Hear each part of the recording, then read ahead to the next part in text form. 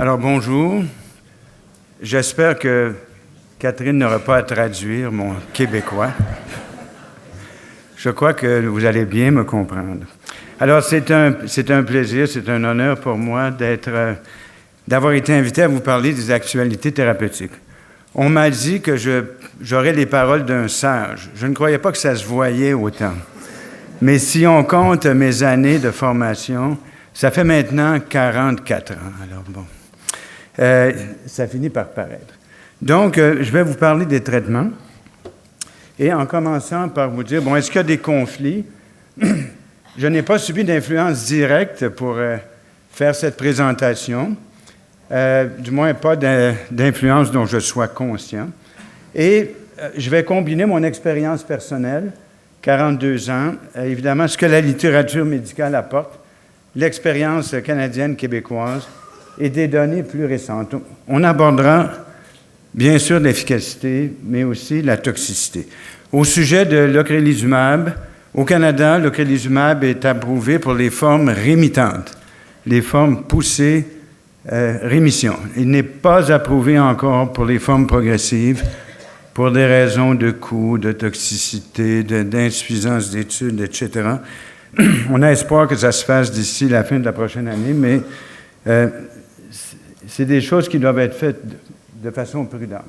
Alors, qui traite-t-on?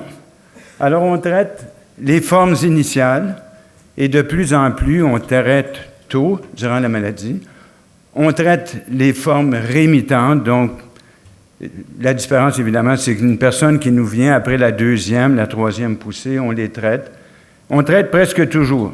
Il y a des personnes qui ne souhaitent pas être traitées, qui disent, bon, ben, j'ai eu un pied engourdi pendant 5 jours, j'ai 4 ou 5 lésions à la résonance magnétique, est-ce qu'on ne peut pas attendre? Évidemment, on ne tord les bras de personne. C'est toujours une décision prise à deux. On ne dispose pas de traitement pour les syndromes radiologiques isolés. Ça, c'est les personnes qui, parce qu'elles ont eu un traumatisme crânien ou une céphalite sévère, ont eu un examen en IRM et on trouve des lésions tout à fait suggestives de la sclérose en plaques en l'absence de toute manifestation clinique. Pas de symptômes, pas de signes de la maladie. Alors, il y a des débats, il y a des gens qui traitent ces formes-là. Surtout si des examens successifs montrent une augmentation du nombre de lésions. Mais disons que ce n'est pas la pratique que nous avons actuellement. On n'a pas de traitement non plus pour les formes secondaires progressives, sauf s'il y a encore des poussées, parce que certaines personnes continuent à présenter des poussées. Et c'est d'ailleurs une difficulté lorsque la maladie atteint la phase de progression secondaire. Est-ce qu'on cesse les traitements en courant le risque d'avoir une poussée? La pratique que j'ai, moi, si la personne passe 2 ans sans faire de poussée, on cesse progressivement les traitements. Et comme a dit Allen, on n'a pas encore de traitement de la forme primaire progressive. Bon, j'en profite pour féliciter Allen de tout le travail qu'il a fait pour mettre l'emphase sur la progression, parce qu'il est clair maintenant pour tout le monde que c'est le but principal d'identifier les personnes avec progression, d'identifier les mécanismes et de trouver des traitements. Alors, c'est une flèche qui est un peu semblable à ce qu'on a vu tout à l'heure. Alors, bien après que j'ai commencé à pratiquer en sclérose en 1975, on n'avait absolument rien d'autre que les stéroïdes. ACTH, Solumedrol, etc. Et en 1996, on a eu les interférons, ensuite le Copaxone, Mitoxantrone, Tysabri, Fingolimod, le Teriflunomide, le Lemtrada, la Lemtuzumab, ici le Diméthyle. Donc, je pense qu'au dernier décompte, on en est à 12 ou 13 traitements différents parce que les interférons ont des effets assez similaires entre eux. Donc, une progression très rapide, mais toutes ces médications-là s'adressent aux formes rémittantes, à l'exception de l'ocrelizumab qui vise les deux.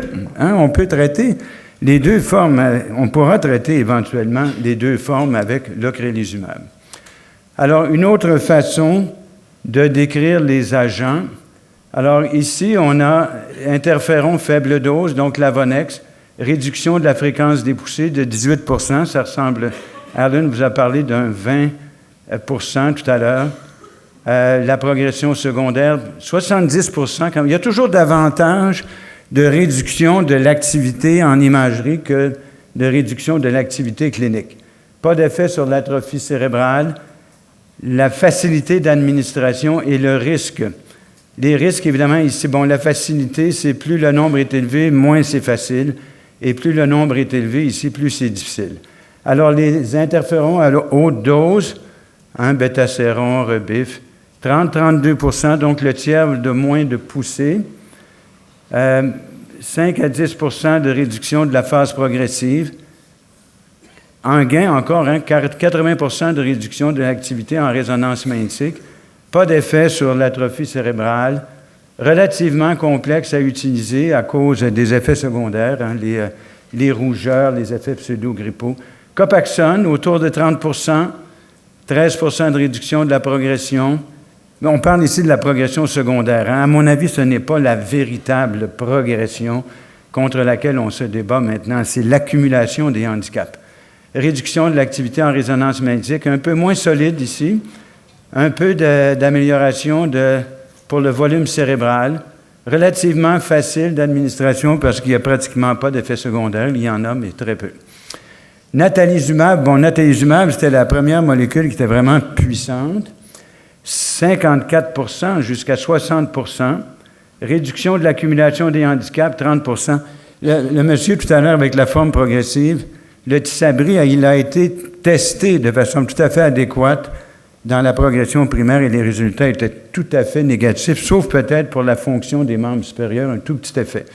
Donc, Tysabri, au début, grands espoirs parce que disparition presque complète de l'activité en résonance magnétique, mais rapidement sont apparus des cas de leucoencéphalite multifocale progressive. J'en parlerai un peu plus loin. Ensuite, on a eu les premières molécules orales, fingolimod ou le Gilenya, une bonne efficacité, 30 de réduction des handicaps persistants, un bon effet sur l'atrophie cérébrale, c'est-à-dire sur l'activité en résonance magnétique et sur l'atrophie cérébrale. Donc, pour une molécule qui est relativement facile à utiliser, mais qui a des effets secondaires, pas aussi importants que le natalizumab, mais quand même, ils sont là.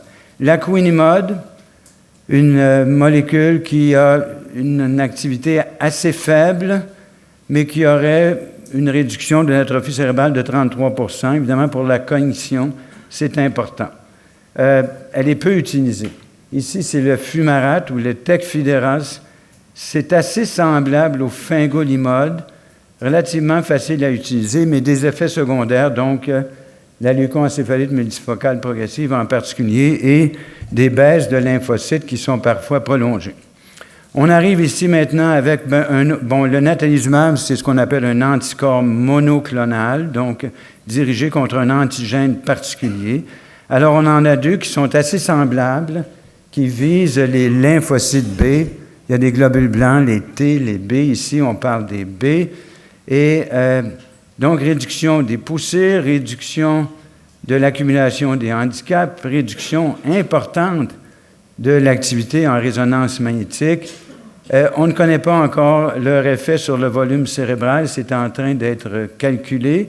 Ce sont des anticorps relativement faciles à administrer. Ils s'administrent aux 6 mois. Et il y a quand même des effets secondaires. Le rituximab est employé depuis longtemps en arthrite rhumatoïde et on sait que ça peut donner des infections opportunistes et rarement des cancers. Teriflunomide, une activité semblable à celle du Copaxone, réduction quand même de presque 70 de l'activité en résonance magnétique, un effet sur l'atrophie cérébrale, quand même assez bien toléré. Il y a eu 2 cas de maladies cutanées assez graves associés avec cette molécule orale. On a donc des agents oraux, le teriflunomide, le fumarate et le fingolimod. Et finalement, le lemtuzumab, cette molécule qui est contre les CD50, très efficace, 80 diminution de l'accumulation des handicaps de 30 peut-être davantage, importante réduction de l'activité en résonance magnétique, un effet sur l'atrophie cérébrale, beaucoup de réactions lors de l'injection du produit et beaucoup, en fait, c'est le médicament qui a le plus de toxicité. Ça induit des maladies auto-immunes et quelques infections opportunistes. Alors, lorsqu'on envisage de traiter des personnes, on doit tenir compte de la facilité, du suivi, de la tolérance et de la sécurité. Et en général, vous voyez qu'on se retrouve avec des molécules qui sont peu efficaces, mais qui sont bien tolérées. Le vert, c'est celles qui sont bien tolérées, et ici, c'est celles qui sont mal tolérées, et on doit jouer avec ça. Et lorsque maintenant on envisage de traiter quelqu'un, il faut penser à l'avance que si on donne un traitement, ça peut être plus difficile de donner un second traitement parce que les risques, en particulier d'infection, peuvent s'additionner. Voici la façon générale dont on fonctionne. Alors, je m'excuse, je ne suis pas arrivé à traduire mais je pense que vous allez comprendre. Alors, les traitements qu'on donne au début, ensuite, quand ça ne fonctionne pas, vers quoi on passe, et quand ça ne fonctionne vraiment pas, vers lesquelles des molécules on se tourne. Alors, on tend maintenant, au début, à traiter avec les molécules orales, que ce soit le fumarate, le teriflunomide ou les interférons et le Copaxone. Je vous dirai tout à l'heure que j'utilise rarement maintenant, initialement, les formes injectables. Quand ça fonctionne, on continue évidemment. Quand d'emblée, la maladie est très sévère, beaucoup de lésions en résonance magnétique, des poussées rapprochées, alors on saute l'étape des molécules initiales et on s'en va vers le Tysabri, vers le fingolimod, l'alemtuzumab, le daclizumab, qui est en pause actuellement parce qu'il y a eu une réaction hépatique sévère, et l'ocrelizumab. Alors ça, c'est les formes initialement sévères où on saute les étapes. Et quand ça ne fonctionne pas, après les thérapies initiales, bien, on s'en va vers ces molécules-ci. Et si les malades échouent à la deuxième étape, là, on passe évidemment aux thérapies plus sérieuses, alemtuzumab, ocrelizumab, mitoxantrone, très utilisé en France, prôné par Gélédan. On l'utilise moins chez nous parce qu'on a des choses pour remplacer et on n'a plus ce risque de cancer et d'atteinte du myocarde. Et lorsque ça va vraiment pas bien, on utilise des immunosuppresseurs puissants et jusqu'à l'autogreffe de moelle osseuse. Mon collègue Mark Freeman à Ottawa prône cette modalité thérapeutique c'est difficile, les patients doivent être revaccinés, donc ça a des bons effets, ça a stoppé la maladie, mais on réserve ces traitements, si vous voulez, très agressifs pour les formes qui ont échoué toutes les autres formes de traitement. Alors, qu'est-ce qui guide nos choix? Qu'est-ce qui fait qu'on va choisir une molécule plutôt qu'une autre? Alors, essentiellement, c'est une interaction entre la patiente, l'équipe soignante, et dont fait partie, chez nous, l'infirmière joue un rôle important. Il faut gérer les risques et les bénéfices.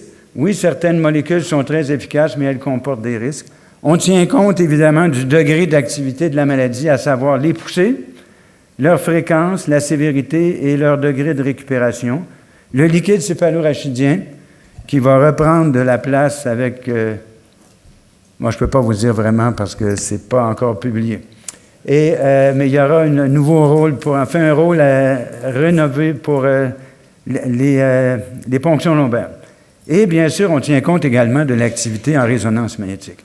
Alors, on regarde les poussées, l'examen, les résultats des tests du liquide céphalorachidien, l'intensité des lésions en résonance magnétique, et là, on fait le choix.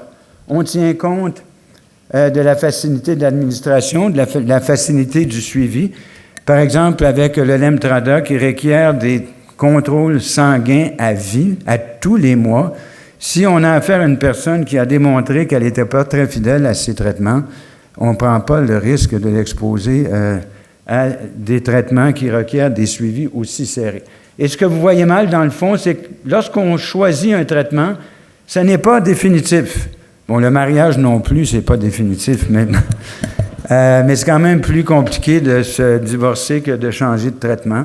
Alors moi, je dis aux patients, écoutez, on choisit un traitement. Si ça vous va, vous le tolérez, vous vous comportez bien, vous ne faites pas de poussées sévères, on le maintient. Si vous le tolérez mal, si vous faites des poussées, si votre résonance magnétique s'aggrave, on change. Et on n'a pas besoin d'un avocat. Alors, donc, si ça se déroule bien, on persiste. Très important, le suivi sanguin, le suivi en résonance magnétique. Comme je vous ai dit, si mal toléré, on change. S'il y a des poussées, si les DSS s'aggravent, s'il y a des indices de progression, si la résonance magnétique montre l'apparition de nouvelles lésions, surtout des lésions qui prennent le contraste, mais on se dit, bien, le médicament ne fait pas le travail et on change. Et évidemment, on tient compte de plus en plus de la qualité de vie. Si une personne nous dit, bien, c'est bien ce que vous me proposez, docteur, mais moi, des suivis aux 3 mois, je n'ai pas envie d'aller me faire piquer. Et souvent, ces personnes, par exemple, vont choisir le Copaxone, qui ne requiert pas de suivi sanguin. Donc, on tient compte de tout ça lorsque on choisit un traitement.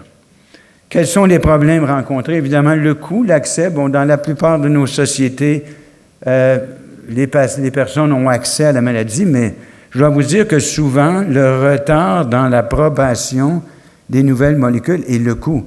Lorsque les compagnies pharmaceutiques sont trop gourmandes et demandent un coût trop élevé pour l'efficacité de leurs produits, les gouvernements ont tendance à dire, bien là, quand même, hein, vous ne pourriez pas baisser le prix un peu.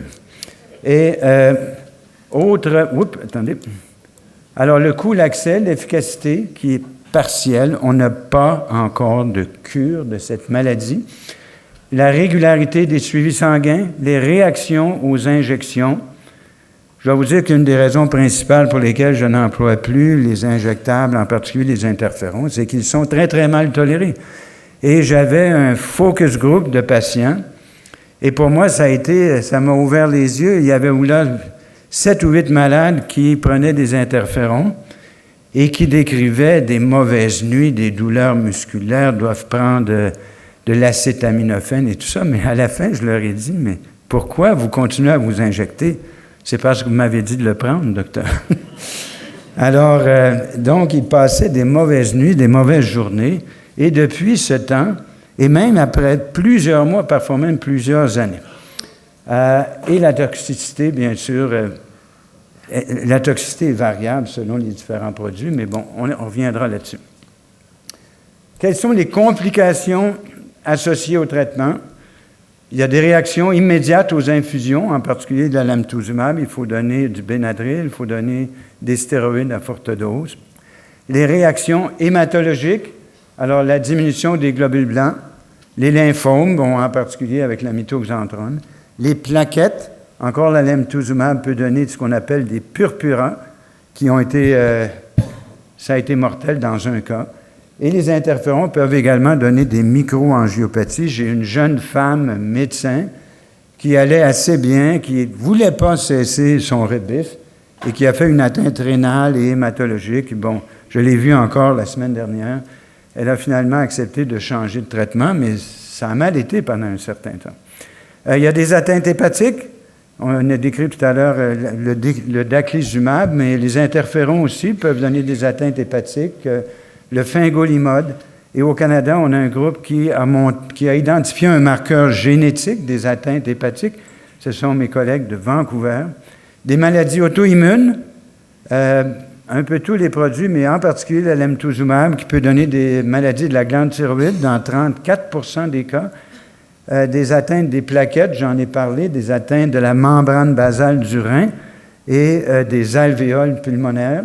Des maladies infectieuses, le zona, des encéphalites, en particulier des encéphalites herpétiques et des méningites opportunistes, et la leucoencéphalite multifocale, qui est cette infection du cerveau au virus JC, qui est très sévère, qui est associée, bon, particulièrement au Tysabri, j'y viens tout à l'heure, et qui demande un suivi très serré.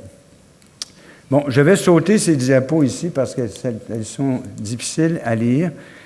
Je viens de parler donc du risque de la leucoencéphalite multifocale progressive. En anglais, c'est PML, Progressive Multifocal Leukoencephalopathy. Alors, comment gère-t-on le risque? Alors, je vous ai dit, cette encéphalite est due à une infection par le virus JC. JC, c'est le nom, c'est John Cunningham. C'est E.P. Richardson à Harvard c'était les initiales du premier patient chez qui la maladie a été identifiée. Alors, lorsque les anticorps sont négatifs, ça veut dire que la personne n'a pas le virus JC dans le sang, donc son risque est pratiquement nul. Le problème étant qu'à chaque année, 3 à 4 de ceux qui sont JC virus négatifs deviennent JC virus positifs. Et là, il y a toute une démarche à suivre selon le niveau des anticorps. Tant que le niveau est bas, on peut continuer. Mais lorsque le niveau s'élève, et en particulier lorsque la personne a déjà été exposée à un immunosuppresseur, le risque atteint presque 1 ou 2 et c'est un risque important parce que 23 des personnes qui ont cette encéphalite en meurent. Et toutes les personnes ont des séquelles qui peuvent être légères, modérées ou sévères. Donc, une complication majeure. Est-ce que nous agissons différemment à Montréal de ce qui se passe? Si vous étiez traité à Montréal, est-ce que les choses seraient différentes de ce qu'elles sont ici? Alors, Alan a bien démontré l'esprit communautaire qui existe, donc on fait partout à peu près la même chose. Nous disposons des mêmes traitements. Vous êtes, en France, nettement mieux nantis que nous pour l'accès à la résonance magnétique. Chez nous, c'est très restreint. Il y a moins d'appareils par tête d'habitant, si vous voulez, à cause des coûts, évidemment. Vous avez aussi de meilleures facilités de réadaptation, donc soyez-en conscients. Pour le suivi, c'est important. Pour la réadaptation aussi. Chez nous, les infirmières jouent un rôle très actif. Elles sont de véritables partenaires. À chaque fois que je vois un malade, il a été vu auparavant par l'infirmière. Les associations comme l'ARCEP sont très, très, très impliquées. La Société canadienne est le principal pourvoyeur de fonds pour la recherche biologique et populationnelle. Nous traitons pratiquement tous les cas cycliques, mais très rarement les formes progressives. Bon, en fait, jamais. Bon, il y a de mes collègues qui commencent à faire comme en Allemagne, à donner le rituximab lorsqu'il y a des lésions qui prennent le contraste en résonance magnétique. Je vous avoue que je suis plutôt prudent en général. J'y pense à 2 fois avant de prescrire un traitement qui comporte des risques. J'utilise rarement les injectables et quand je les utilise, c'est presque rarement le Copaxone, parce que le choix d'un traitement peut empêcher celui d'un autre. Et on met beaucoup d'emphase chez nous sur les atteintes cognitives, dont on connaît maintenant la fréquence et l'importance. Nous parlons, si on demande à quelqu'un, êtes-vous fatigué? La plupart des gens vont dire, ben oui, je suis fatigué. La vie est trépidante. Alors, je ne demande pas aux malades s'ils sont fatigués. Je leur demande comment est leur niveau d'énergie. On s'arrête beaucoup au syndrome des jambes sans repos, au problème des apnées du sommeil, très fréquent, les apnées du sommeil, donc le ronflement, sur la vie familiale, sur la sexualité, sur la nocivité du tabac. Les patients arrivent et disent « Vous allez être content, docteur, j'ai arrêté de fumer ». Et importance de l'activité physique, intellectuelle, nutrition et le poids. Alors, nous accordons beaucoup d'importance à ces aspects de la maladie. Alors ici, je vous décris comment ça a évolué dans la clinique chez nous. Alors, si vous voulez, en lilas, c'est ceux qui n'avaient pas de traitement, et en bleu, ceux qui avaient un traitement, l'espèce de vert, 2 traitements, et le jaune, 3 traitements. Alors, vous voyez qu'avec le temps, on traite de plus en plus souvent et avec de plus en plus de molécules. Donc, on n'attend pas. Quand on avait évidemment que les interférons et le Copaxone, si vous voulez, on était pris avec. Et maintenant qu'on a des choix, alors si ça ne fonctionne pas, si c'est mal toléré, comme on a dit tout à l'heure, on passe à une autre molécule. Alors, on a suivi le trend. Alors, induction ou escalade. Bon, je vais aller un petit peu en avant. Ça, c'est l'escalade. Hein, bon, c'est difficile, l'escalade. On peut tomber. Ça, c'est l'induction. La bombe. Hein? Alors, est-ce qu'on doit traiter très fort d'emblée pour cesser toute activité ou si on se doit d'être prudent? Alors, il y a de nombreux débats là-dessus. Il n'y a pas de réponse définitive. On fait du cas par cas. Le problème, Alan vous a parlé des biomarqueurs, c'est un manque cruel. On est incapable, si on savait d'avance que telle personne va mal aller dans 4 ans, dans 5 ans, bien certain qu'on frapperait fort.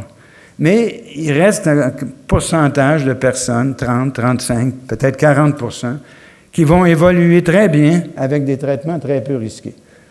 Donc, comme on est très mauvais pour établir un pronostic, pour ma part, je suis prudent, sauf s'il y a des indices précoces que la maladie est sévère. Alors, escalade ou induction, je n'ai pas véritablement de réponse à vous donner là-dessus. Je me commets. Mes vues sont nécessairement partiales. Elles pourront sembler extrêmes. Les traitements dont nous disposons agissent tous sur les fonctions immunes. On ne peut pas faire de la réparation avec... Bon, évidemment, l'immunité, ça peut servir à réparer aussi, mais les médicaments qu'on donne suppriment l'immunité, ils ne l'aident pas. Et c'est ici là où ça peut paraître extrême. Je définis les traitements en 3 catégories. Un TMM, traitement qui module la maladie. TIM, traitement qui induise des maladies. Hein, je vous ai parlé tout à l'heure des maladies auto-immunes. Il y a certains risques de cancer, cancer cutané, cancer du sein. Je dois dire qu'ils sont très faibles. Hein, ce n'est pas un véritable souci. C'est plutôt les maladies auto-immunes et les infections opportunistes qui me causent des TPM, des traitements qui provoquent la mort.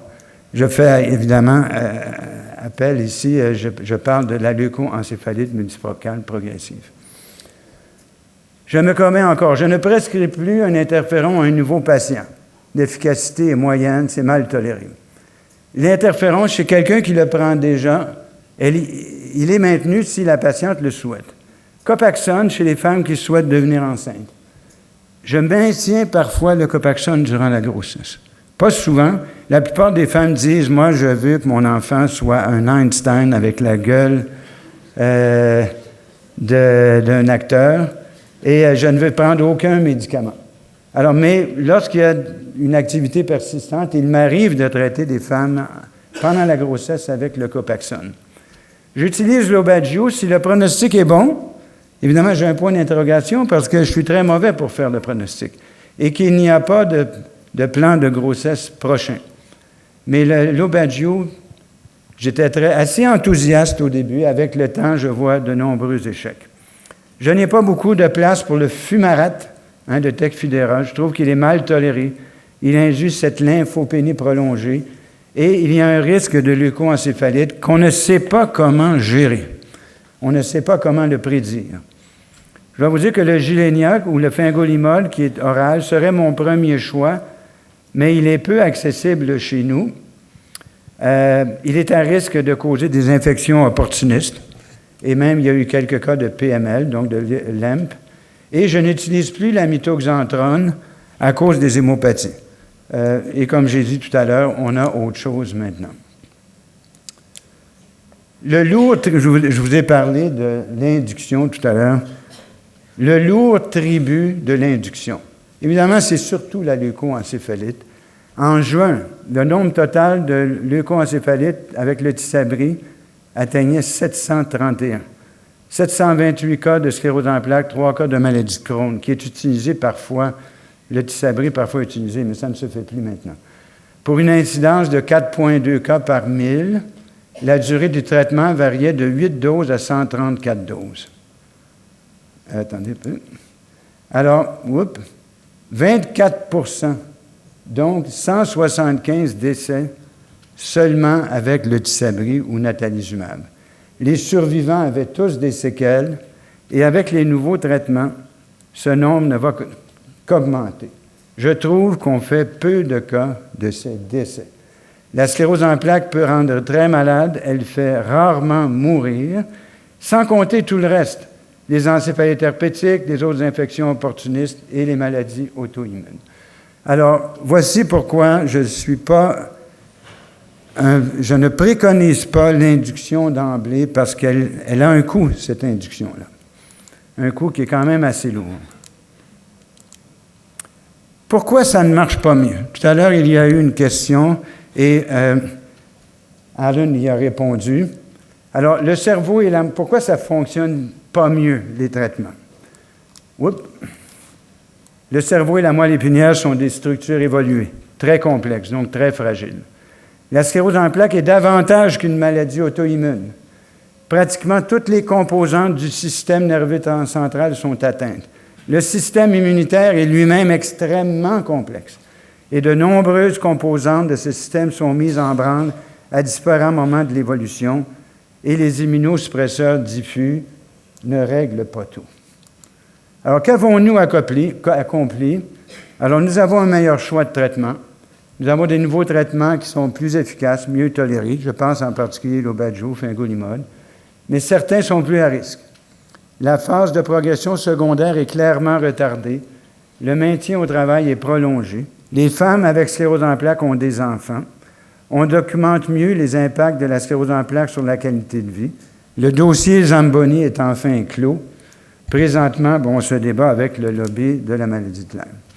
Alors, voici les gens de l'équipe. Louise, l'infirmière, Catherine Larochelle, notre brillante jeune chercheur, Céline Jobin, une neurologue, Alexandre Prat, qui est la vedette de la neuroimmunologie, José Poirier, qui est une infirmière connue dans le monde entier, mon collègue neurologue Marc Girard, ici, il y a quelques années, presque pas de différence, et Renée Dubois, une de nos infirmières de recherche.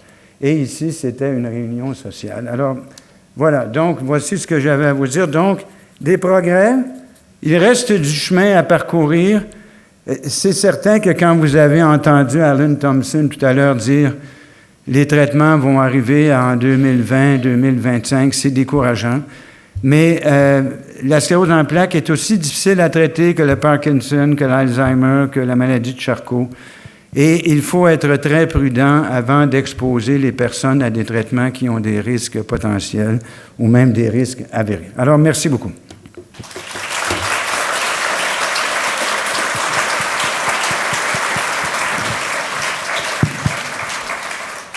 Merci beaucoup, Pierre.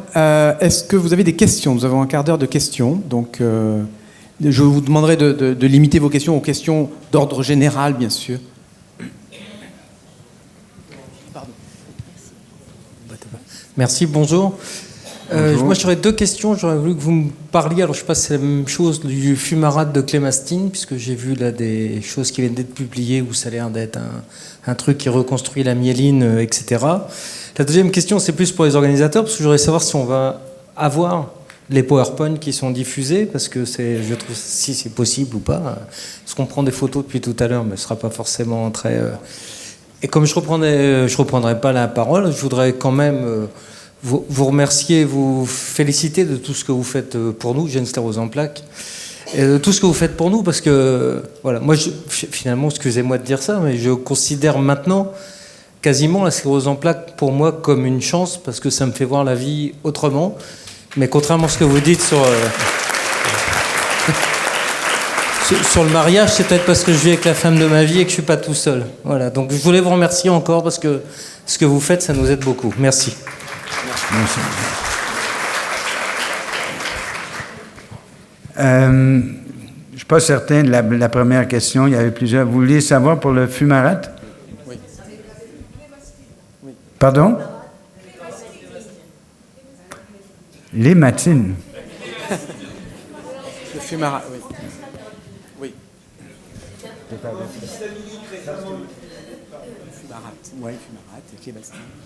J'en profite pour répondre pour les diapos. Toute la séance est filmée et donc vous pourrez retrouver cette diffusion sur le site de la Fondation dans quelques jours. Voilà.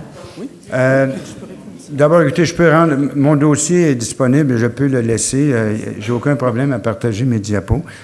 Bon, je dois vous dire que je suis mal placé pour vous parler du fumarate parce que j'utilise très peu le produit.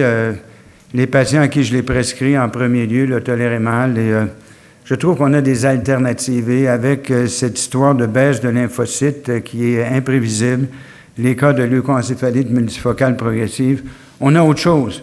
Et je ne vois pas pourquoi j'exposerais mes patients aux risques et aux effets secondaires de flushing, de diarrhée, lorsqu'on a d'autres produits.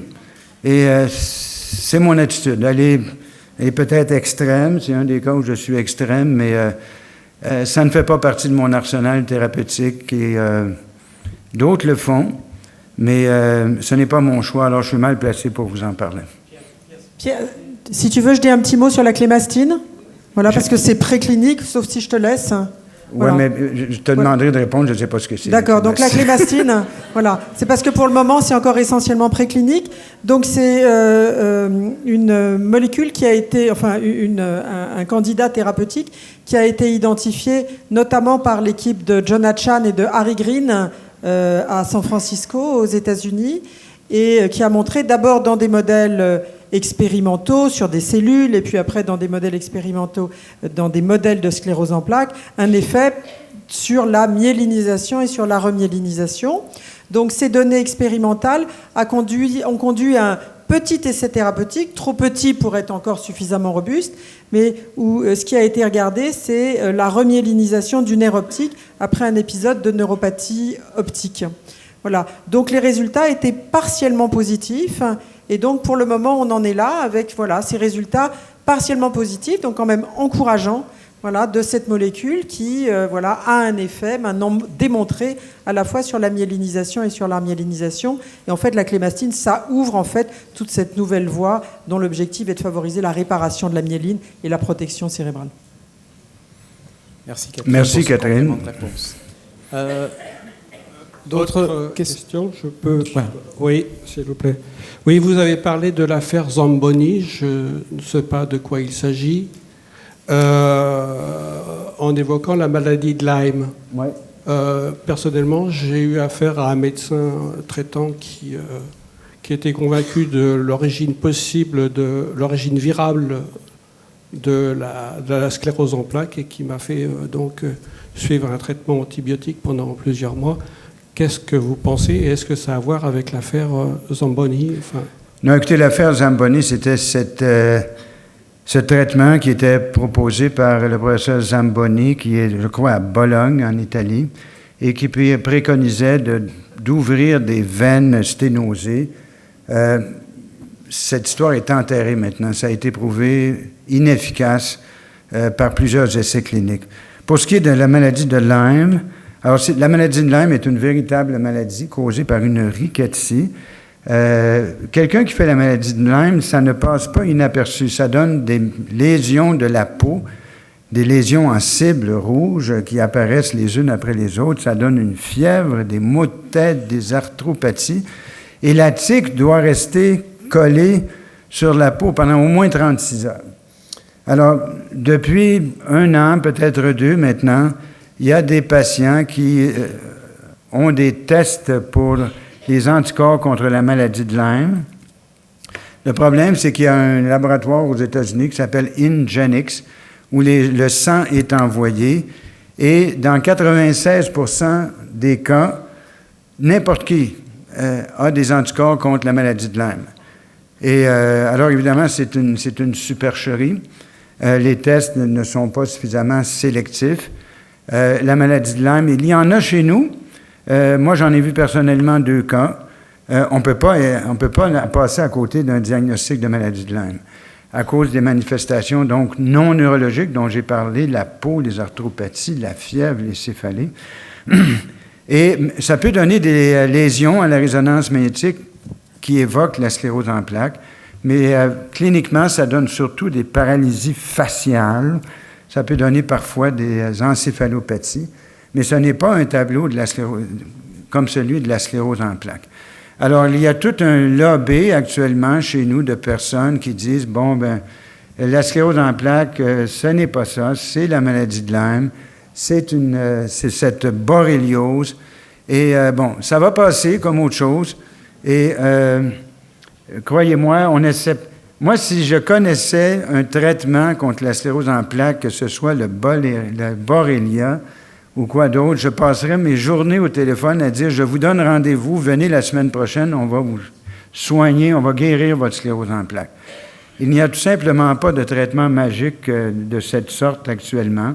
Et il y a possiblement un très faible pourcentage de personnes avec la sclérose en plaques qui ont en plus une maladie de Lyme qui mérite d'être traitée. Mais de là à dire que la majorité des cas de sclérose en plaques sont en fait des maladies de Lyme, comme ce lobby-là le préconise, évidemment, c'est un pas que la logique ne permet pas de franchir. C'est une fausse piste. Ok, merci. Une question devant? C'est bon? Ah oui, bonjour. Bonjour. Ma question est en gros, quelle solution et quel programme vous mettez? Parce que vous avez beaucoup parlé des effets physiques, mais par exemple pour la cognition sociale et l'hypersensibilité, l'hyperexcitabilité et toutes ces choses-là, qu'est-ce que vous mettez en place et qu'est-ce que vous en pensez? Et j'ai une deuxième question. On a beaucoup à un moment parlé des cellules souches. Et ouais. Là, je n'ai pas trop vu, alors je veux bien savoir qu'en est-il Alors, pour la première question, donc les troubles cognitifs, les troubles psycho-affectifs, évidemment, ils sont fréquents. Ce n'est pas facile de vivre avec cette maladie-là. La dépression est fréquente. Il y a un faible pourcentage de personnes qui ont également une maladie bipolaire qui méritent d'être traitées. Et bien sûr, les personnes doivent être soutenues par l'entourage, doivent être soutenues par des associations bénévoles, par l'équipe traitante. À nouveau, ce n'est pas facile, parce que la maladie ne prend pas de congé. Tous les jours, les personnes se réveillent, elles ont encore la maladie. Alors, il y a des traitements de fond. Lorsqu'on réussira à ralentir ou à stopper complètement la maladie, les troubles cognitifs, les troubles psycho-affectifs vont diminuer, régresser. D'ici à ce que nous ayons atteint cette étape-là, il faut les traiter comme tels. Il faut traiter les dépressions, il faut traiter les troubles affectifs précis comme les maladies bipolaires. Pour ce qui est des cellules souches, il y a de l'espoir. Évidemment, l'espoir étant qu'on pourrait demander à des cellules de se transformer en oligodendrocytes ou en astrocytes et d'aller réparer les lésions qui sont déjà présentes dans le cerveau. Je dois vous dire que pour le moment, c'est un peu de la science-fiction. Il y a des modèles animaux où on réussit à le faire, mais le cerveau humain est très, très, très complexe. Et d'apprendre à dire à une molécule, on va t'injecter, tu vas te rendre à telle place, tu vas remplacer telle cellule qui est atteinte de telle façon, ça demande de connaître le langage des cellules. On déchiffre parce que les cellules se parlent entre elles, elles communiquent par des messagers chimiques. Mais présentement, on commence à connaître le langage des cellules. Et lorsqu'on connaîtra mieux la façon dont les cellules communiquent entre elles, on pourra penser à protéger, à intervenir de cette façon-là. Mais présentement, les cellules souches, il n'y en a pas. Bon, c'est préconisé à San Diego. Je crois même, en Russie, on préconise des traitements par les cellules souches, 50 000 $. Il n'y a rien de prouvé là-dedans.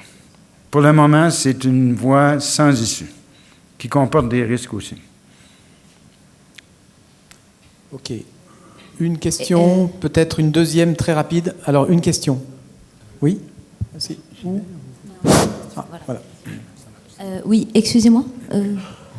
Oui, Vous êtes je où? suis là, devant vous. Voilà. Vous êtes là, je vous vois. Non, je suis devant vous. Ici, devant. Pierre? Juste là. Devant. D'accord. Juste là, Voilà. En fait, ma question porte sur donc les différents traitements que vous nous avez gentiment exposés là, à travers votre présentation. Mais pour la plupart, ou peut-être même la totalité, portés sur des produits d'origine chimique. Ma question porte sur les traitements alternatifs qui pourraient exister, notamment sur le plan nutritionnel ou encore thérapie, comme Madame vient de souligner juste avant ma question. Voilà, et merci. Alors, écoutez, la nutrition est importante. Il est important d'être en bonne forme physique pour pouvoir lutter contre la maladie et en ce sens de maintenir un poids sain. C'est tout à fait essentiel et j'insiste beaucoup auprès des malades. L'alcool n'est pas nocif s'il est pris en petite quantité. Est-ce que des régimes précis, diminuer les graisses animales, diminuer les produits avec des graisses polyinsaturées, est-ce que ça a un effet marqué sur l'évolution de la maladie? Jusqu'ici, non. Mais évidemment, le bien-être physique, affectif, prendre soin de sa personne, ne pas fumer, faire de l'exercice, rester optimiste, tout ça, c'est important, mais à mon avis, la solution pour la guérison n'est pas du côté de la nutrition. On sait que l'obésité est de plus en plus fréquente chez les adolescents, et on sait maintenant que l'obésité chez les adolescents augmente le risque d'avoir la sclérose en plaques. Alors, c'est une raison de plus pour essayer de renverser cette tendance à l'obésité dans nos sociétés. Et à ce chapitre, le principal ennemi n'est plus les graisses. Le principal ennemi, c'est le sucre qu'on trouve partout dans les aliments préparés. Il faut donc réduire le sucre et les hydrates de carbone pour pouvoir maintenir un poids de santé. Alors, je crois qu'on avait permis une dernière question. Oui, je suis ici, monsieur. Il y aura deux questions rapides. Oui, là-bas et ici. Oui. Voilà. Est-ce qu'il est fréquent de développer d'autres maladies auto-immunes suite à la sclérose en plaques, ou est-ce que ces maladies auto-immunes proviennent des traitements? La maladie auto-immune la plus fréquemment associée est les maladies inflammatoires de l'intestin, la maladie de Crohn, la colite ulcéreuse, le psoriasis un peu, de rares cas de polyarthrite rhumatoïde. Les maladies thyroïdiennes sont tellement fréquentes dans la population générale que je ne crois pas qu'on puisse attribuer les maladies thyroïdiennes à la sclérose en plaques comme telle. J'ai mentionné que des maladies auto-immunes peuvent être induites par les traitements, en particulier l'alemtuzumab. Mais oui, ce qu'on voit le plus fréquemment, donc, ce sont les maladies inflammatoires de l'intestin. Merci. Alors, une dernière question à gauche. Là. Oui, monsieur. Ma question. À gauche, Pierre. Oui. Oui, je suis. Voilà, bon, je suis là. Oui. Oui, ma question, c'est. Voilà. Donc, c'est mon fils aîné qui a la sclérose en plaques forme progressive primaire. Donc, elle vient d'être diagnostiquée il y a à peu près 1 an. Il a 53 ans. Et ma question, c'est. Il a eu. J'avais lu d'une part que la myéline, c'était du cholestérol. Bien, il y a des graisses, il y a beaucoup de graisses dans la myéline. Dans la myéline. Et voilà. Alors, 6 mois après, il a eu un infarctus. Mm-hmm. Alors, je me pose des questions. Surtout que ce n'est pas quelqu'un d'obèse, c'est pas quelqu'un qui... voilà, il n'avait pas de cholestérol, il n'avait rien d'autre. Il a eu un infarctus après. Voilà, ma question, elle est là. Ben non, écoutez, alors, il a votre fils à 53 ans maintenant. Oui. Et c'est une personne vieillissante. Alors, il a peut-être fumé, il a peut-être une hérédité familiale, une hérédité pour la maladie cardiaque précoce, mais la sclérose en plaques, qu'elle soit rémitante ou progressive, n'est pas associée à la maladie cardiaque. Il n'y a pas de lien entre les deux. Oui, il y a beaucoup de lipides dans la membrane. La plus grande partie de la myéline est constituée en lipides, pas particulièrement du cholestérol. Alors, il n'y a pas de lien. Votre fils a fait un infarctus du myocarde, il est malchanceux, tout simplement. Et c'est-à-dire qu'il a fait ça après une épreuve d'effort. Ah oui, oui, parce que, bon, après une épreuve d'effort en laboratoire ou après... Ben justement, il n'y avait pas de médecin autour. Et comme il avait arrêté son sport pendant 2-3 ans, on lui a dit, fais une épreuve d'effort pour reprendre du sport. À mon avis, c'était brusque. Bien, écoutez, il y a des marathoniens qui meurent pendant la course, et c'est un danger. La bonne nouvelle pour les formes progressives primaires, je ne sais pas si Alan est d'accord là-dessus, mais la fréquence des progressives primaires diminue avec le temps. Et on voit, il y aura des présentations là-dessus pendant le congrès, on voit moins fréquemment qu'auparavant des formes progressives primaires. C'est quand même une bonne nouvelle. C'était 20% avant. Maintenant, on en est à 10, 9, 8. C'est de moins en moins fréquent. Ça n'est pas prouvé de façon absolue, mais ma jeune collègue que je vous ai montrée tout à l'heure, Catherine Larochelle, qui est quand même dans le champ depuis 6 ans, elle n'a pas encore vu de patient avec une forme progressive primaire. Donc, c'est une bonne nouvelle. Il y en a moins qu'avant.